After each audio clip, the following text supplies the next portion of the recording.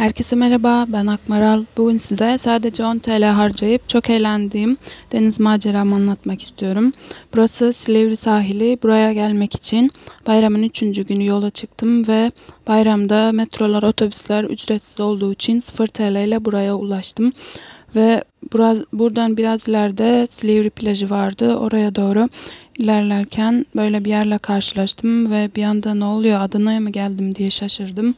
Ama biraz sonra sol tarafa bakınca Marmara Denizi olduğunu anladım. Neyse plaja doğru yürümeye devam ettim.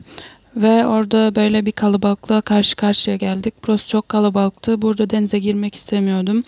Çünkü ayak basacak yer yok gibiydi. O yüzden de sahil kısmını tercih ettim. Burası oldukça sakin bir yerdi ama sınırlar olmadığı için kendimi güvenlik hissettiğim yere kadar gittim ve bir saat dalgalarla savaşarak yüzdükten sonra bir saatte sahil kenarında oturdum.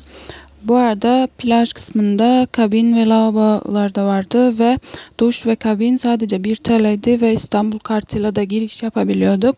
Lavabo 3 TL'ydi. Ben toplamda 4 TL harcama yapmış oldum.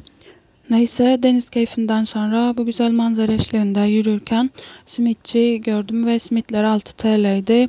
Ben de simit almaya karar verdim. Simit satan amca da ben turist sanıp thank you diye simit verdikten sonra teşekkür ederim abi diye yoluma devam ettim.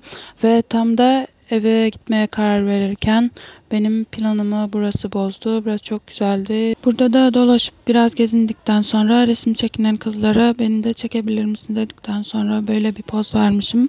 Neyse video buraya kadardı. Ben Silivri'ye tek gitmeme rağmen çok eğlendim ve çok sevdim ve sadece 10 TL harcadım. Umarım siz de gidersiniz ve çok eğlenirsiniz.